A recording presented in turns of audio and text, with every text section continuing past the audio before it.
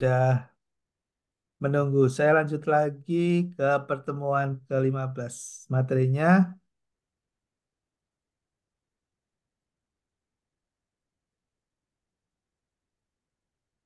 yap. Apakah sudah terlihat materinya? Sudah, Ya, Prof. sudah, Prof. Sudah Prof. jelas. Sudah, Kerja Prof. performance. Oke, makasih.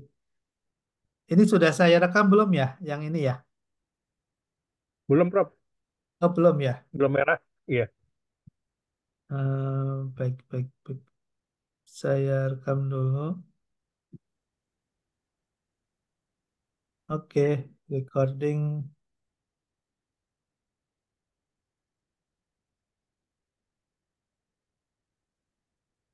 Financial performance in strategic financial management. Ini materi terakhir kita.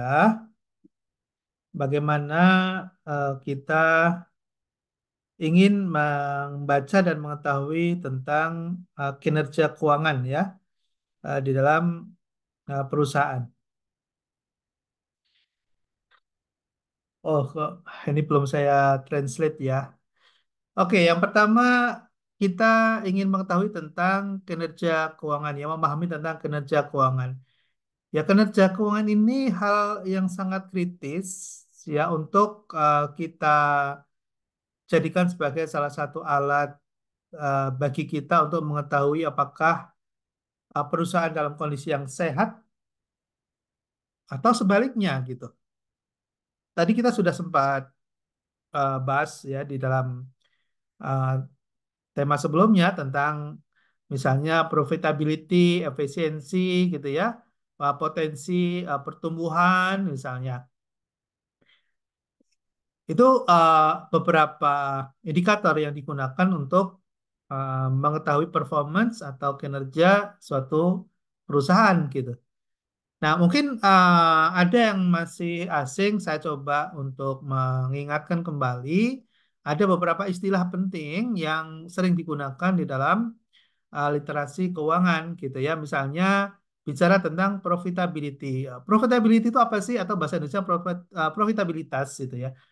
Profitabilitas itu kemampuan perusahaan untuk menghasilkan keuntungan. Jadi kalau ada kita mendengar kata profitabilitas perusahaan itu gimana sih gitu ya. Artinya bahwa sejauh mana perusahaan itu mampu menghasilkan keuntungan gitu. Nah, indikatornya apa? Indikatornya pada umumnya ada tiga rasio yang digunakan gitu ya. Ada rasio namanya rasio profit margin gitu ya. Rasio di mana setiap kali penjualan itu mampu menghasilkan keuntungan berapa persen, itu namanya profit margin. Misalnya gini, 10% misalnya profit margin artinya apa? Artinya bahwa setiap volume penjualan yang diperoleh perusahaan itu mampu menghasilkan 10% keuntungan dari nilai penjualan itu. Jadi kalau misalnya ditanya volume penjualannya berapa? Volume penjualannya katakanlah 1 miliar gitu ya. Lalu profit marginnya berapa? Profit marginnya misalnya 5%. Oh, berarti perusahaan itu mampu menghasilkan 5% dari 1 miliar itu. Gitu ya. Nah, itu uh, langsung bisa kita tangkap dan langsung bisa kita ukur gitu ya. Dan langsung bisa kita bandingkan dengan perusahaan lain apakah ini perusahaan dalam kondisi yang optimum atau sebaliknya gitu. Lalu kemudian ada istilah yang lain. Ya, oh ya, profitability selain profit margin ada kita mengenal misalnya ROI ya, return on investment. ROI, ada return on equity. Nah, kata-kata investment, kata-kata equity, kemudian ada return on asset misalnya. Ada kata-kata aset misalnya. Itu adalah pembanding atau pembagi. Jadi misalnya apa yang dibagi? Yang dibagi adalah profitnya. Yang dibagi adalah labanya. Laba dibandingkan dengan kalau return on asset berarti laba dibandingkan dengan total asetnya berapa. Jadi kalau ada misalnya ROA-nya berapa? ROA-nya 2% misalnya. Oh, berarti artinya perusahaan itu mampu menghasilkan keuntungan 2%, ya 2% dari seluruh total aset yang dimiliki. Jadi kalau asetnya misalnya 10 miliar misalnya, lalu kemudian ROA-nya misalnya 2%, maka kita langsung bisa mengatakan bahwa 20 laba juta. perusahaan itu gitu ya 2% dari 10 miliar itu ya atau ketemu angka 2 ya ketemu angka 2 miliar 200. oh 200 200 nah, gitu ya jadi cepat gitu ya dengan menggunakan rasio-rasio untuk memahami posisi atau kinerja suatu perusahaan gitu. Lalu kemudian efisiensi. Efisiensi itu adalah seberapa besar kemampuan perusahaan untuk mengendalikan biaya. Untuk mengendalikan biaya itu efisiensi. Jadi kalau misalnya, nah indikatornya apa? Indikatornya biasanya misalnya menggunakan istilah BOPO. BOPO itu adalah biaya operation dibagi dengan pendapatan operasional. Nah, BOPO yang makin tinggi mengindikasikan semakin tidak efisien, ya. BOPO yang semakin tinggi mengindikasikan perusahaan semakin tidak efisien. Misalnya, BOPO perusahaan itu berapa? Misalnya 40% misalnya. Atau lebih dari 50%, misalnya 60%. BOPO perusahaan Anda berapa misalnya? 60% misalnya. Berarti artinya bahwa pendapatan yang diperoleh perusahaan itu dari hasil penjualan itu 60% gunakan untuk membiayai operasional. Itu. Ya, jadi BOPO-nya semakin tinggi, maka mengindikasikan semakin tidak efisien. Semakin kecil angka rasio BOPO, maka mengindikasikan semakin efisien. Gitu ya. Kemudian apalagi yang lain likuiditas atau liquidity ya likuiditas atau liquidity. Nah likuiditas itu untuk melihat sejauh mana perusahaan memiliki kemampuan untuk menyelesaikan kewajiban jangka pendek itu likuiditas. Nah angka likuiditas itu dihitung dari mana? Dari rasio-rasio rasio likuiditas contohnya apa? Current ratio. Current ratio itu perbandingan antara hutang dengan aset. Aset lancar. Hutang lancar dibagi dengan aset lancar. Nah, semakin besar rasio likuiditas maka semakin baik, ya, semakin bagus. Artinya ketersediaan aktiva lancarnya lebih besar dibandingkan dengan kewajiban lancarnya. Itu contohnya seperti itu. Ya, contohnya seperti itu. Nah, lalu kalau kita sudah mengetahui tentang financial performance gitu, maka bicara tentang strategic decision making-nya, proses pengambilan keputusan strategisnya kita bisa lakukan ya dalam rangka untuk membuat kombinasi dari rasio-rasio keuangan yang sehat. Contoh misalnya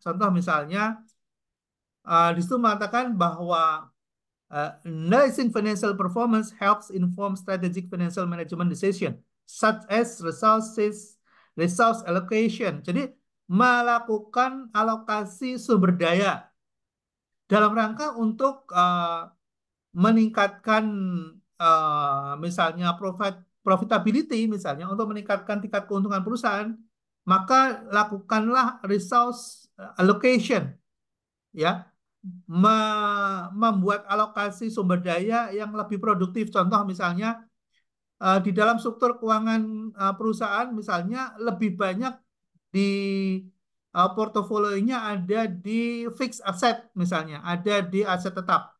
Aset tetap itu misalnya tanah misalnya, tanah bangunan gitu, tanah dan bangunan. Padahal tanah dan bangunan itu misalnya tidak produktif misalnya, tidak menghasilkan. Atau banyak tanah-tanah yang mangkrak. Kita punya aset tadi dalam bentuk tanah yang mangkrak gitu ya, tidak menghasilkan apa-apa misalnya. Maka itu akan membebani perusahaan ya, kita harus keluarkan pajak tapi tidak menghasilkan apa-apa itu. Maka perlu ada namanya kebijakan resource allocation. Ya, kita kalau begitu jual sajalah tanah-tanah mangkrak itu ya, kita ubah portofolio asetnya misalnya diubah menjadi aset produktif. Aset produktif atau belikan aja saham atau belikan saja misalnya obligasi ya. Karena jelas dari situ kita akan dapatkan return. Misalnya itu contoh ya, resource allocation.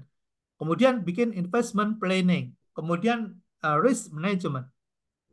Ya, kita bisa mengelola apa risiko dan sekaligus membuat rencana-rencana investasi ke depan. Kemudian benchmarking and comparison. Kita bisa membuat benchmarking dan melakukan perbandingan atau studi comparing, ya, studi comparing. Jadi mencari pola-pola dan model bisnis yang efektif, yang lebih profitable, gitu ya. Mencari bisnis-bisnis model yang low risk, ya. Nah, di situ yang kita bisa lakukan, ya, dengan menggunakan pendekatan-pendekatan apa financial performance ini untuk membandingkan perusahaan kita dengan perusahaan sejenis lainnya, gitu. Lalu kemudian terakhir adalah investor and stakeholder confidence, ya, dengan kita memiliki apa benchmarking, lalu kemudian kita memiliki rencana investasi yang mantap, lalu kemudian kita bisa mengalokasikan sumber-sumber daya yang lebih produktif misalnya, maka akan memberikan tingkat keyakinan kepada calon investor atau investor kita sendiri, ya, kepada para pengelola, ya, para manajer. Nah, ini akan tentunya akan memberikan dampak yang positif di dalam pertumbuhan bisnis dan stabilitas bisnis ke depan. Lalu kemudian beberapa financial performance tadi sudah, ya, kita bahas profitability, liquidity, leverage. Mungkin yang belum leverage, ya, leverage ratio itu dalam bahasa mudahnya adalah debt rasio hutang, ya, rasio hutang. Jadi ternyata perusahaan juga membutuhkan hutang, ya, untuk meningkatkan leverage, untuk menjadi pendongkrak. Leverage itu pendongkrak, gitu ya, agar bisnisnya bisa bertumbuh lebih cepat. Kemudian ada market based ratio, ya, itu kalau perusahaan sudah go live, lalu kemudian udah listing di Bursa Efek, maka kita bisa menggunakan pendekatan market based ratio. Oke. Lalu kemudian dari rasio-rasio keuangan itulah yang kita bisa kelola dengan baik untuk menghasilkan performance yang ideal, ya, yang ideal sesuai dengan tujuan bisnis kita, ya, sesuai dengan tujuan bisnis kita.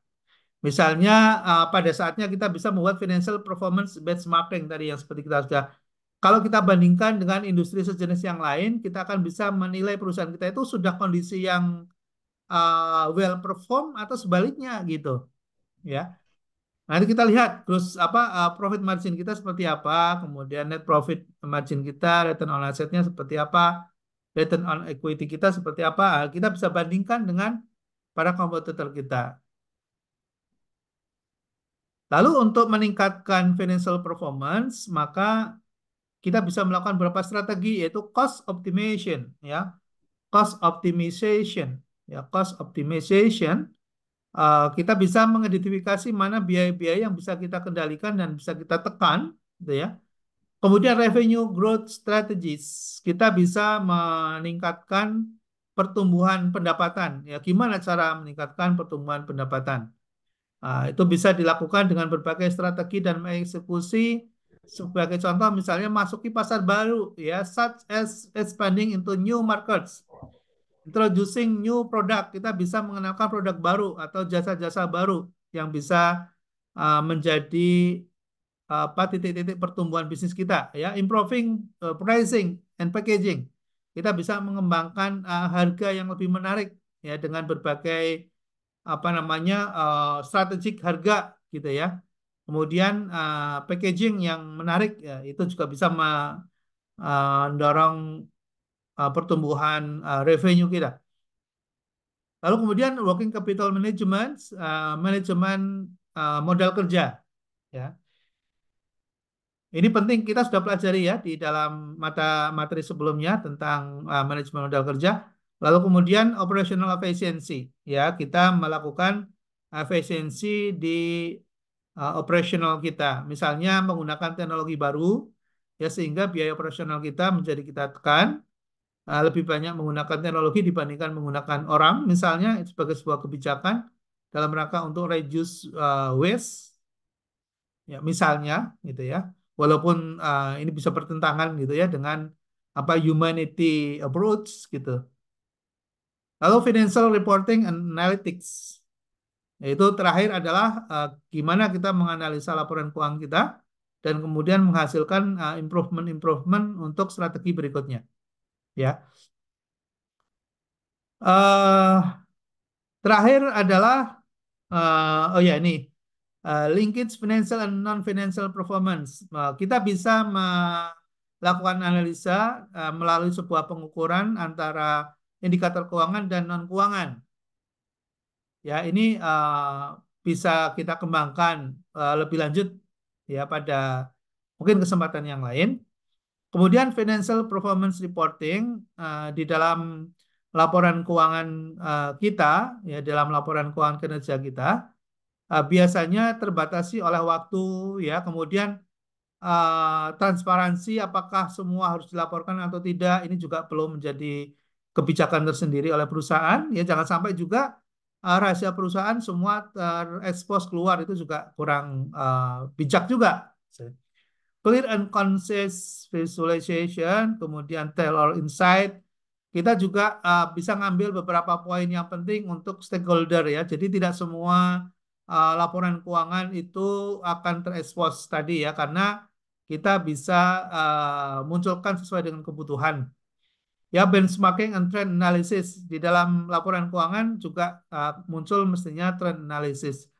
Jadi berikutnya akan muncul seperti apa sesuai dengan analisa yang kita lakukan untuk menjadi pijakan bagi para pengambil keputusan dan pengambil kebijakan berikutnya, next, gitu ya. Oke, saya kira demikian materi kita sudah kita tuntaskan. Ada yang ingin ditanyakan, silakan. Kalau ada, Mohon izin Pak, Prof, bertanya silakan. tadi mengulang analisis investasi.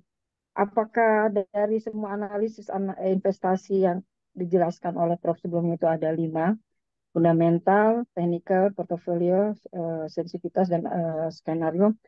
Di antara kelima itu apakah ada yang minim risiko dan apakah dalam perusahaan itu bisa menggunakan lebih dari satu analisis? Yep. Makasih Prof. Ya, terima kasih Mbak Silvi, pertanyaannya luar biasa dan ini perlu, ya perlu karena mungkin analisis ini kan butuh knowledge ya, butuh skill gitu ya. Mungkin kita akan dalam misalnya di technical analysis, tapi kita tidak cukup kuat di fundamental analysis misalnya. Ada juga yang mungkin sangat terbiasa dengan menggunakan skenario analisis. Atau bagi beberapa analis analis dia hanya menggunakan sensitivity analysis.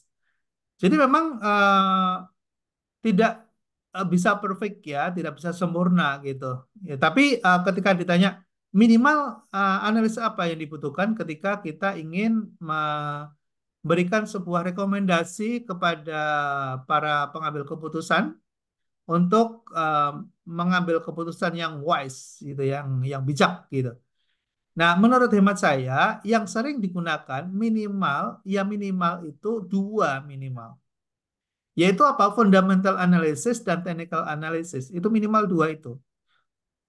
Kenapa? Alasannya? Alasannya adalah kita mau membeli barang atau kita mau bekerja sama dengan orang lain, kita kan harus tahu dalamannya, gitu ya, harus tahu dalaman dia, gitu. Kita harus ngerti gimana sih kondisi yang sebenarnya, gitu. Nah, kondisi yang sebenarnya itulah yang kita bisa ketahui dengan menggunakan fundamental analysis itu, gitu ya. Asetnya berapa, kemudian hutangnya berapa, cash yang dia miliki itu berapa, aset tetapnya berapa, aset lancarnya berapa, modalnya berapa, kemudian rasio kesehatannya seperti apa. Itu semua harus kita ketahui clear, harus clear gitu. Nah, itu ada di fundamental analysis gitu. Tapi itu tidak cukup. Kenapa? Karena kalau kita beli, ternyata gitu ya, seperti yang tadi saya cerita tadi, misalnya, ternyata tahun depan nih, misalnya, kita tahu nih membaca analisis makro dengan melihat apa public policy dari pemerintahan terbentuk ya, dari pemerintahan baru. Ini public policy yang sedang dibangun oleh pemerintah nanti sepeninggal Jokowi misalnya akan lebih berorientasi pada hilirisasi misalnya. Akan berorientasi misalnya pada digitalisasi, akan berorientasi pada pengembangan rural, pedesaan, ya, local economics misalnya. Kemudian akan lebih menekankan misalnya pada pada uh, pada aktivitas energi terbarukan misalnya. Misalnya. Nah, lalu kemudian kita mengambil posisi perusahaan misalnya di luar kebijakan itu. Ya, maka kita bisa diprediksikan kita akan tersingkir gitu ya, kita akan tersingkir gitu. Walaupun mungkin perusahaan itu kelihatan sehat sekarang, tapi ternyata potensi ke depan menghadapi sebuah tantangan yang sangat besar misalnya. Nah, itu bisa kita ketahui dari technical analysis. Nah, yang lain kalau misalnya mau dilakukan lebih baik lagi gitu. Nah, ketika nanti misalnya APBN pemerintah atau government expenditure-nya misalnya akan dilakukan stressing pada hilirisasi misalnya, infrastrukturnya akan berkurang misalnya, maka perusahaan-perusahaan infrastruktur atau para kontraktor misalnya akan mengalami penurunan. Nah, kalau misalnya kita perusahaan bergerak di sektor keuangan dalam pembiayaan misalnya ada beberapa pengajuan yang misalnya yang diinisiasi oleh perusahaan-perusahaan kontraktor, ya saya mikir dulu nih gitu ya. Karena kalau konstruksi dan kontraktor ini kan jangkanya menengah bisa 5 tahun, ya nggak jangka pendek gitu. Sementara kebijakan pemerintah ke depan akan melakukan hilirisasi misalnya. Yang akan dibangun adalah perusahaan manufaktur, bukan infrastruktur gitu.